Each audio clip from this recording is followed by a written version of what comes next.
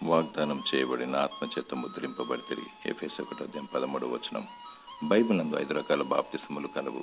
నీతికరణ బాప్తిస్మము, విమోచన బాప్తిస్మము, శుద్ధీకరణ బాప్తిస్మము, ఆత్మ బాప్తిస్మము మరియు అగ్ని బాప్తిస్మము. నీతికరణ బాప్తిస్మమును 8 మంది నోవా కుటుంబీకులు నీటి ద్వారా పడవలో వండి బాప్తిస్మమును పొందుకున్నారు.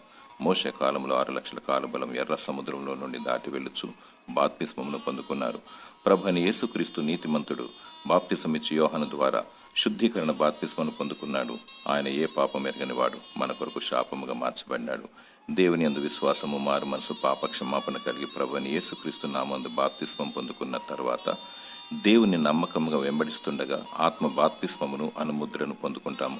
తద్వారా మనము మేలిమి బంగారు వలె అగుటకు అగ్ని బాప్తిస్మమును కలిగి జీవిస్తాము. అనగా శిలువ శ్రమలు అనుభవిస్తున్న వారు కనురెప్పపాటును ఎత్తబడతారు.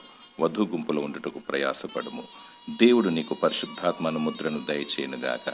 ఆమేన్.